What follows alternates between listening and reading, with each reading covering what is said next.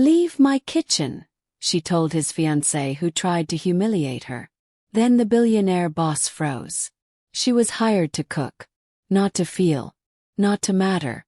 But some people walk into your life through the back door and end up changing everything you thought you knew about yourself.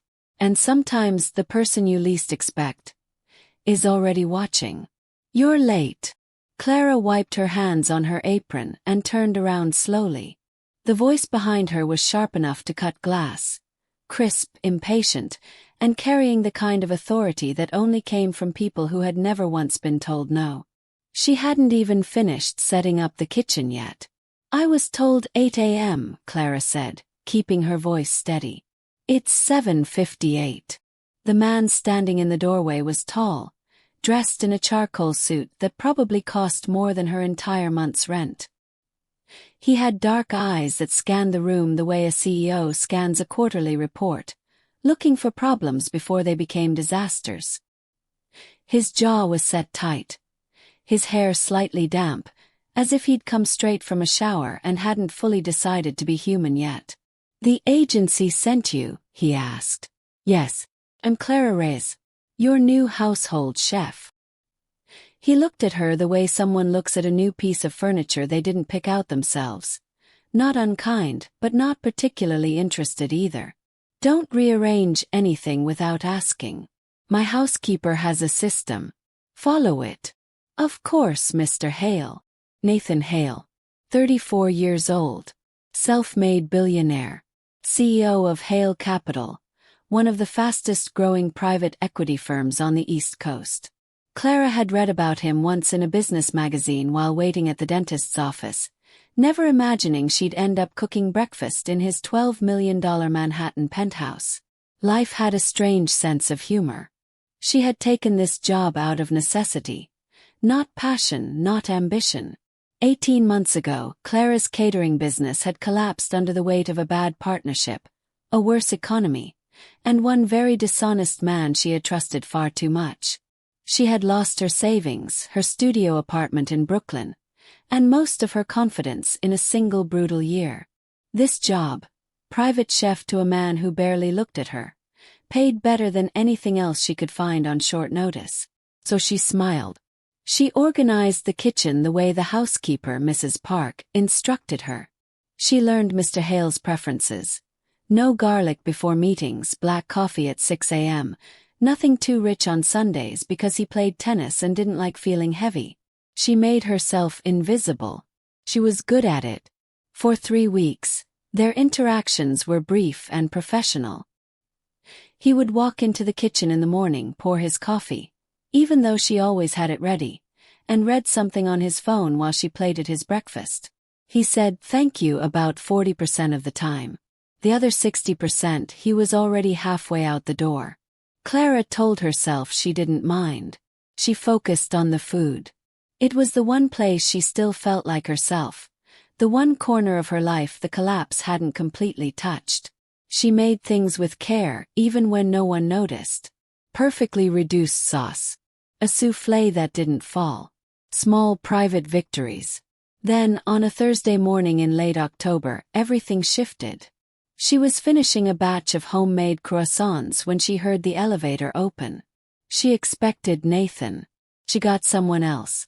A woman walked in like she owned the place, because apparently she was planning to. She was beautiful in the kind of way that required a team of people to maintain. Tall, polished, wearing a cream blazer and heels that clicked across the marble floor with the confidence of someone who had never once apologized for taking up space. Her hair was perfect. Her nails were perfect. The diamond on her left hand caught the morning light and threw little rainbows across the ceiling. "Oh," the woman said, stopping when she saw Clara. She looked at her the way someone looks at a stray cat that has wandered into a restaurant. "You must be the new one." "Clara Reyes," Clara said, offering her hand. "The chef." The woman didn't take it. "I'm Vivian, Nathan's fiancée." She set her designer bag on the counter, right in the middle of Clara's carefully arranged prep station, and looked around the kitchen with the slow, critical eye of someone who had decided to find fault before she'd even looked properly. "How long have you been here?" 3 weeks. Vivian tilted her head. He's had 4 chefs in 2 years. They never last. She smiled, but it didn't reach her eyes. I'm sure you'll be fine. Clara turned back to her croissants. Can I get you anything? Coffee? Tea? I don't drink anything I haven't made myself, Vivian said simply. I'm very particular about what goes into my body. Understood. Vivian pulled out a bar stool and sat down, watching Clara work with the unhurried attention of someone who had nowhere to be and no reason to be kind. Where did you train? Culinary Institute of America. Then I ran my own catering business for 4 years. And now you're here. Small pause. A smaller smile. Interesting. Clara knew that tone. She had grown up hearing it from teachers who expected less, from clients who questioned her prices, from her ex-partner who had called her ideas ambitious for someone in your position. It was the tone of someone trying to make you feel smaller without technically saying anything cruel. She focused on the lamination of the dough. Press, fold, turn. Nathan mentioned he's been eating better since you started, Vivian said, and something in her voice tightened slightly. Just a fraction. Enough for Clara to notice. I told him he was eating too much. He needs to watch his weight before the gala in December. Clara said nothing. I'm going to be spending a lot more time here, Vivian continued, smoothing her blazer. I'll need you to adjust the menus to suit me. I don't eat red meat, gluten, or anything cooked in butter. I can absolutely accommodate dietary preferences, Clara said. If you send me a full list. I don't send lists. I'll tell you in the moment. Vivian stood up, picking up her bag. That's how it works when you work for a household, not just one person. She glanced at the croissants. And please, nobody here needs bread. She walked out of the kitchen without another word. Clara stood very still for a moment. Then she put the croissants in the oven, set the timer, and went to wash her hands. She would not cry. She had promised herself that months ago, in a much darker kitchen, on a much worse day. She dried her hands. She straightened her apron. And from the hallway, just out of sight, Nathan Hale stood with his coffee cup halfway to his mouth, listening to every word his fiancée had said. His expression, for the first time in a long time, was something impossible to read. She didn't know he'd heard her. She didn't know he'd been standing there since Vivian walked in. And she didn't know that the way she'd stood there, quiet, dignified, unbothered, had just made him feel something he wasn't prepared to explain. You looked like you wanted to say something back there. Clara nearly dropped the saucepan. It was 9:47 p.m. She had stayed late to prep for a Friday dinner Nathan was hosting. 6 guests, 3 courses, one very specific wine pairing that Mrs. Park had left notes about. She had assumed the penthouse was empty. She had been talking to herself the way you only do when you're absolutely certain no one is listening, quietly narrating her steps the way her culinary school instructor used to. Deglaze with the white wine. Let it reduce by half.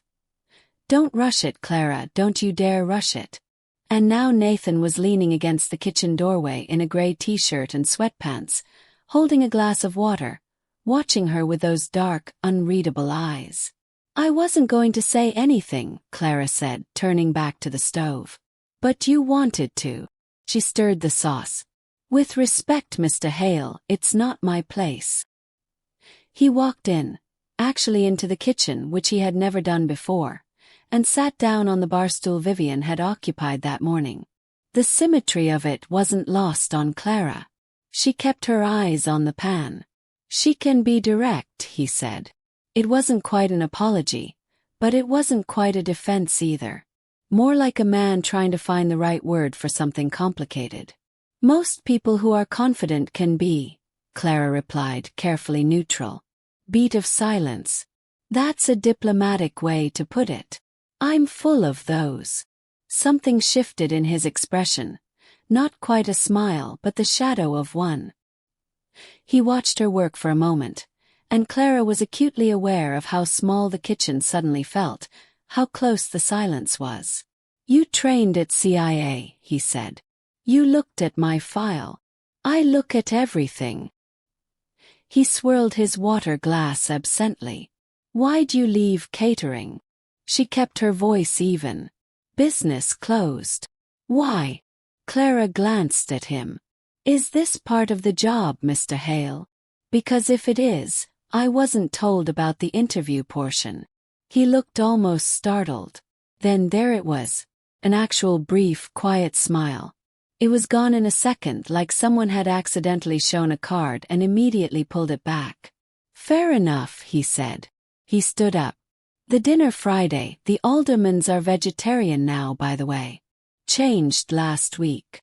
Thank you for telling me. I'll adjust." He nodded, started toward the door.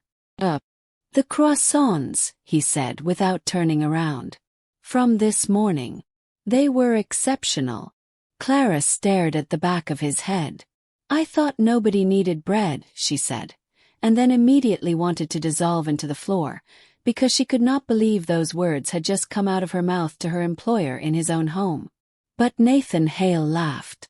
Not a polished boardroom laugh. A real one, short and surprised, like it caught him off guard. And then he walked out, and Clara stood in the kitchen with her heart doing something completely inconvenient, staring at a sauce she almost forgot to turn down. She told herself it meant nothing. He was her boss. He was engaged. He was from a world that had never once overlapped with hers, and the brief moment of humanity she'd just witnessed was probably the exception, not the rule. She was almost convinced. Then she pulled out her phone to check a recipe substitution and found a notification she hadn't expected. The building's residential security app, which Mrs. Park had added her to for package deliveries, had flagged a camera clip from the hallway that morning. Routine motion alert. Clara almost dismissed it. She clicked it by accident. The timestamp read 8:14 a.m. Exactly when Vivian had been in the kitchen. The hallway camera showed Nathan, fully dressed for work, standing just outside the kitchen doorway. Completely still. Listening. He had heard everything. He had stood there for 4 minutes and 20 seconds, and he had not walked in. He had not interrupted. He had just listened, and then he had walked silently to the elevator and left for work. Clara stared at the clip for a long time. She didn't know what to do with that information. She saved the clip to her phone, she didn't know why, and went back to her sauce. But something had changed in the architecture of the situation. A wall she hadn't known was there had developed a crack. And cracks, in her experience, were where everything either broke apart or let the light in. The next morning she arrived at 7:58 again. The coffee was brewing. The kitchen was hers. And on the counter, in precise handwriting she had never seen before, was a single note card. "Friday's menu, the Aldermans also can't do soy. Thought you should know before you planned. Also, for what it's worth, you handled this morning with more grace than most people would have. N." Clara read it twice. Then she tucked it into her apron pocket. She didn't know why she kept it. She just knew that throwing it away felt like losing something she hadn't earned yet, and wasn't ready to give back. "You made this." Elaine Alderman was 71 years old, silver-haired, and had the kind of face that had seen enough of the world to stop being impressed by most of it. She was looking at the roasted beet tartare with whipped goat cheese and pistachio dust on her plate like it was something she hadn't encountered before. "Yes, ma'am," Clara said, refilling her water glass. "It's a recipe I adapted from a Moroccan preparation. I hope it suits." Elaine looked at her husband across the table, then back at Clara. "Nathan," she said, turning toward the head of the table, "where have you been hiding her?" There was laughter around the table. Clara caught Nathan's eye for exactly 1 second before looking away. Vivian, seated at the other end, smiled the smile of a woman who was filing something away. The dinner had been, by any objective measure, a success. 6 guests, 3 courses, impeccable timing. Clara had worked quietly from the kitchen while Mrs. Park handled the serving, and she had stayed close enough to monitor but distant enough to be invisible. That was the art of it, the management of presence. But invisible was not quite what she was tonight. After the main course, one of Nathan's colleagues, a man named Douglas, red-faced and effusive from 2 glasses of good burgundy, had wandered into the kitchen looking for the bathroom and found Clara instead. He had been so delighted by what he'd eaten that he'd dragged her out to be introduced, overriding Mrs. Park's protests entirely. And so Clara had stood at the edge of the dining room in her chef's whites while 6 very wealthy, very well-connected people told her the meal was extraordinary. She thanked them. She smiled. She meant it. What she didn't mean to do was make Vivian's smile go flat. But she saw it happen. One moment Vivian was performing graciousness, laughing at Douglas's toast to whoever cooked this masterpiece. And the next, something behind her eyes went cold and deliberate, the way a thermostat clicks off. Clara went back to the kitchen. After the guests left, she was cleaning up when she heard the couple's voices from the hallway. Not loud, but not quiet either, the kind of argument that was too controlled to be called a fight but too pointed to be called a discussion. She wasn't trying to listen. The kitchen acoustics were simply what they were. "You didn't have to parade her around like that," Vivian said. "I didn't. Douglas did." Nathan's voice was flat. "You could have redirected it. She made an exceptional meal, Vivian. Elaine Alderman hasn't complimented food in 15 years. That's a useful thing." "Useful? Is that what you call it? What would you like me to call it?" "Silence." "I don't like the way she looks at you," Vivian said. And for the first time, Clara heard something underneath the polish. Something that was almost human. Almost afraid. "She doesn't look at me any particular way," Nathan said. "Careful. Measured. She's an employee." "Nathan." "Vivian." Another silence. Longer this time. "I want to be involved in the household menus going forward," Vivian said, her voice smooth again. Controlled. "All of them." "Fine. And I want to meet with her. Set expectations. She's not your employee. She's in your home. That's close enough." Clara turned off the kitchen light and sat down in the dark for a moment, just breathing. She was not naive. She understood what was happening, the way you understand weather changing before it arrives. You feel it in the air before you see the clouds. She was becoming a problem. Not because she'd done anything wrong, but because her presence was making someone feel something they didn't want to feel. And in her experience, when powerful people started feeling that way, things happened quickly. She made her decision in the kitchen that night. She would do her job. Exceptionally. Without drama. Without ambiguity. She would not read notes twice. She would not keep note cards in her apron pocket. She would not notice the way Nathan's laugh sounded different from how she'd expected, or the way his eyes moved to her when he thought no one was paying attention. She was a professional. That was enough. She went home at midnight, took the note card out of her pocket, and put it on her kitchen table. She stared at it for a long time. Then she made herself a cup of tea, went to bed, and in the morning she showed up at 7:58, same as always. She was going to be fine. She was almost sure of it. "I need you to understand your position here." It was a Monday. Quiet. Nathan was in Chicago for 2 days. Mrs. Park had a doctor's appointment.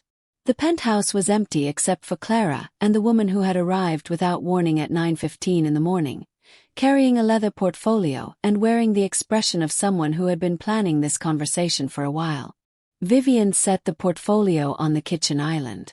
"I've put together some changes to the meal plan," she said. "Going forward, everything served in this household will be approved by me first." Clara kept her hands around her coffee mug.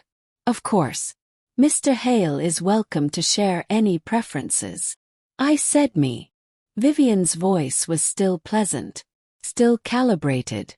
"Not Nathan. Me. He's very busy. I handle the personal side of things." "I understand." Clara nodded. If you'd like to go through the list.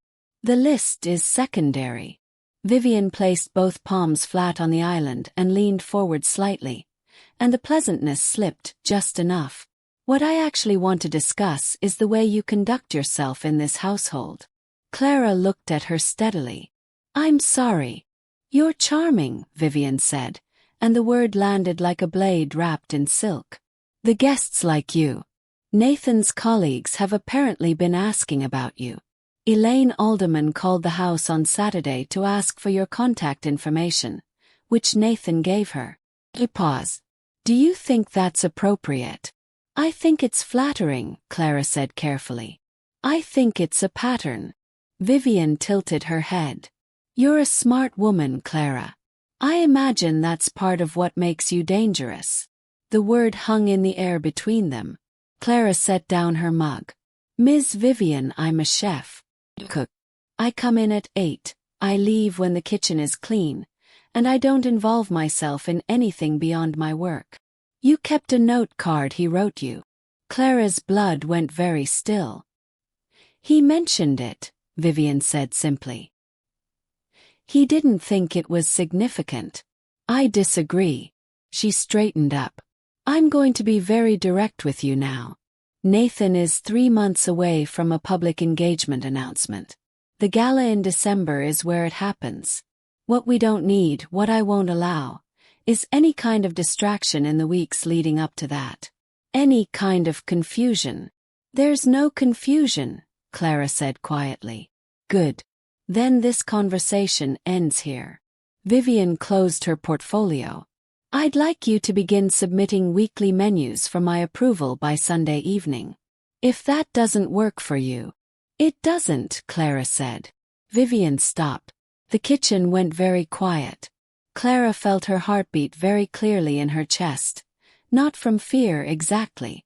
From the sensation of a decision being made in real time.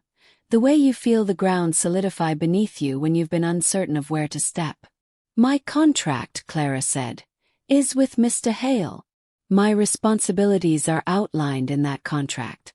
Reporting to you is not part of it. If Mr. Hale would like to change the terms, I will speak with him about it directly. You work in his home. I work in his kitchen, Clara said. Her voice was steady, clean. No anger, no apology. And right now, I need to start the prep for his meals this week. So if you'll excuse me. I'm not finished. I am. Clara turned back to the counter. And Ms. Vivian, with respect, leave my kitchen. The silence that followed was the kind that rings. Vivian did not move for a long moment. Clara could feel her standing there, feel the weight of her fury, the recalibration happening behind those polished eyes. And then, without another word, she picked up her portfolio, walked out of the kitchen, and the elevator doors opened and closed. Clara stood very still. Then she exhaled, slow and complete, and reached for a knife and a cutting board. She had probably just made a serious mistake. She started chopping. Behind her, the elevator opened again. Nathan's voice, quiet and completely unexpected. I took an earlier flight. Clara turned around slowly. He was standing in the kitchen doorway in his travel clothes, carry-on still over his shoulder. He was looking at her with an expression she had never seen on him before. Not the CEO expression, not the distant professional expression. Something raw. Something he hadn't arranged. How much of that did you hear? Clara asked. He didn't answer right away. Enough, he said finally. And he didn't move. He just stood there, frozen in the doorway, like a man who had just realized something and wasn't yet sure what to do with it. I'm not going to apologize for her. I'm not asking you to. But Nathan set his carry-on down, ran a hand through his hair. I should have. Clara put down the knife. She wasn't sure what this moment was, only that it felt different from every moment that had preceded it, and that she needed to be very careful inside it. She told you about the note card, Clara said. She mentioned it. She monitors my messages sometimes. I didn't know she'd. He stopped. That's not an excuse. No, Clara agreed. It's not. Nathan pulled out the bar stool, the same one he'd sat on the night he'd heard about the croissants, and sat down slowly. He looked tired. Not physically. Something deeper. The engagement announcement, he said. The one she mentioned. Clara kept her voice neutral. That's your business, Mr. Hale. Nathan. She looked at him. You've been here 2 months, he said. You can call me Nathan. That seems like a boundary I shouldn't cross. He was quiet for a moment. The announcement in December, it was her idea. Timeline. The gala. All of it. He said it without drama, without obvious emotion, and yet the words sat in the kitchen between them like something heavy. Clara didn't say anything. She wasn't going to make this easier or harder than it was. We've been together 3 years, Nathan said. She's brilliant, she's driven, she fits. Everybody says so. The optics are right. The families are aligned. He paused. I used to think that was enough. Used to, Clara said softly. He looked at her. Really looked, the way he almost never let himself. You didn't do anything wrong, he said. Today or any other day. You've been professional and excellent and... He stopped himself. I heard her that first morning too. The thing with the bread. And I didn't come in. I should have. Why didn't you? Silence. Because I wasn't ready to look at what I would have had to look at, he said finally. The kitchen felt very small. Clara made herself pick up the knife again. Her hands were steady. That was what she had. Her hands, her work, her discipline. She would not let the feeling in her chest become something she couldn't put back. You're getting married in December, she said. And I have a job to do. Both of those things can be true. Clara. Nathan. His name in her mouth felt like stepping onto a frozen lake, and she knew she was doing it for the last time. You should call your fiancé. He didn't move. You're a good man, she said quietly. I think you know what the right thing is. He sat there for another long moment. And then he stood up, picked up his bag and walked out of the kitchen. She heard him in the hallway, heard him pick up his phone, heard the low murmur of a conversation beginning. She didn't listen. She cooked. 3 hours later, Mrs. Park came back from her appointment and found dinner ready on the stove, the kitchen immaculate, and an envelope on the island with Nathan's name on it in Clara's handwriting. Inside was her resignation. 2 weeks' notice, professionally worded, no explanation given. And underneath it, face down, the note card he had written her. She didn't make it to the elevator. Don't. She stopped with her hand on the button. Nathan was standing in the hallway in his socks. No jacket, no pretense, holding the note card. He looked like a man who had just had a very hard phone call, and from the slight redness around his eyes, perhaps more than one. She ended it, he said. Vivian. An hour ago. Clara turned slowly. Nathan. She said she'd seen it coming for weeks. Said I'd been somewhere else. He let out a breath that was almost a laugh but wasn't. She wasn't wrong. That doesn't change. It changes things for me. He crossed the hallway.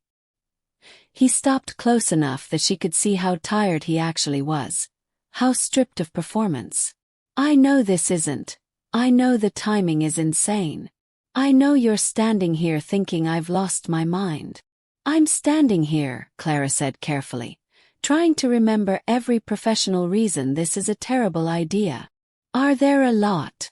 There are several very compelling ones. Tell me one.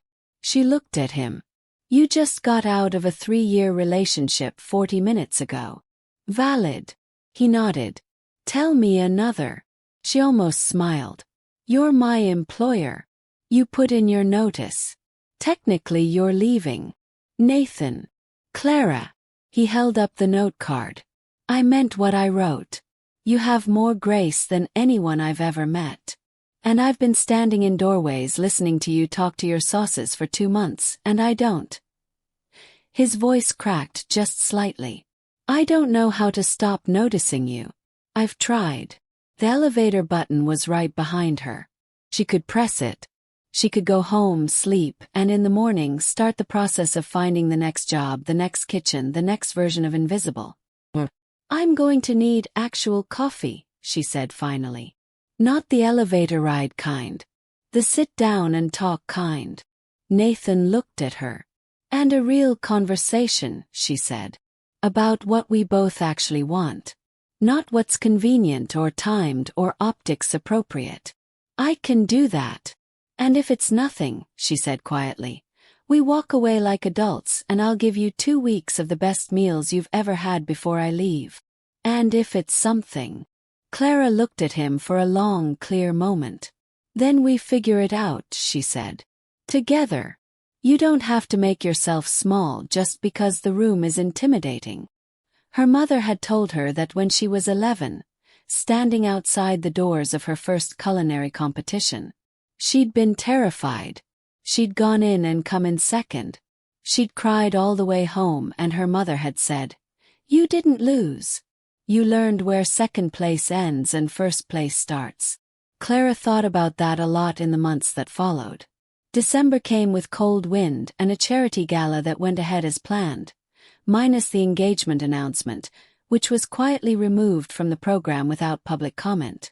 The papers speculated. Social media speculated more. Vivian gave a single elegant interview in which she spoke about focusing on her own ventures, named her new consulting firm, and looked like a woman who had made a clean and deliberate decision on her own terms. She was, Clara thought when she read it, genuinely remarkable. Complicated and difficult, yes, but remarkable. She hoped distantly that they'd never meet again. She also hoped Vivian would be okay. Clara didn't go back to the penthouse.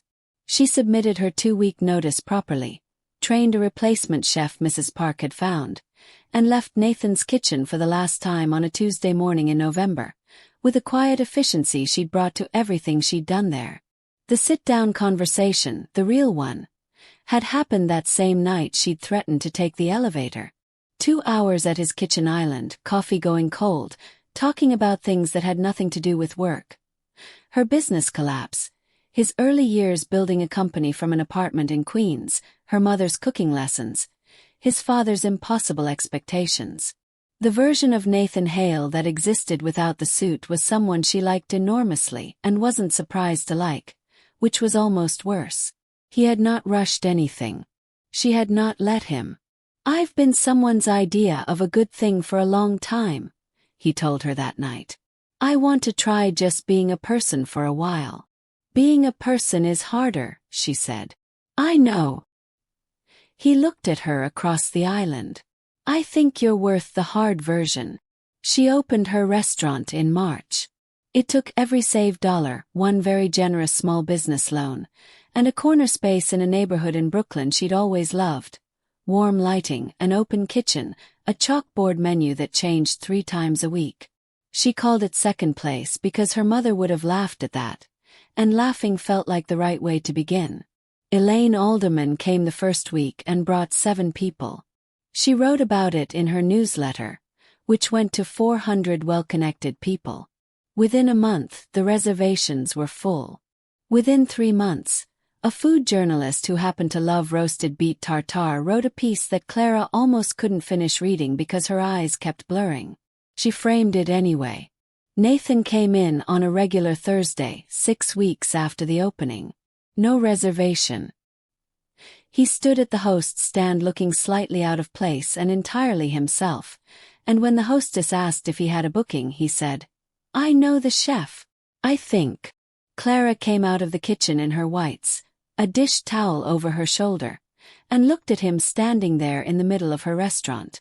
You really should have called ahead, she said. I know. He looked around at the room, the warm light, the full tables, the hum of something alive and working. This is extraordinary. It's mine, she said simply. The weight of those words, mine finally again, was something she was still learning to carry. He looked at her. Are you happy? She thought about the question the way she thought about a new recipe. Seriously, with attention. Yes, she said. I think I actually am. Good. He nodded. I'd like a table. If you have one.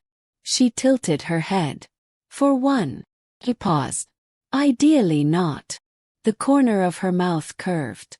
I might be able to sit down after service. Around 10. I'll wait. Nathan. It's 6:15. I'll wait, he said again and smiled. The real one, the one she'd first seen in his kitchen over a joke about bread she should never have made. She went back to her kitchen. She had a full house and a dish that was almost right but not quite, and 2 new line cooks who needed direction, and a soufflé in the oven that would not wait for anyone. She loved every second of it. At 10:12, she sat down across from him at the corner table she'd been saving. The restaurant was quiet now, winding down. The candle between them was low. He had been reading something on his phone for 4 hours and had ordered coffee 3 times and left the same generous tip for each one. You stayed, she said. I said I would. Clara looked at this man who had heard her choose dignity over silence and hadn't walked away from it. Who had stood in doorways and written note cards and found his way, eventually, to the right side of a choice that hadn't been easy for either of them. So, she said. What now? He folded his hands on the table. Looked at her directly. No performance, no management, just a person sitting across from another person in a warm room.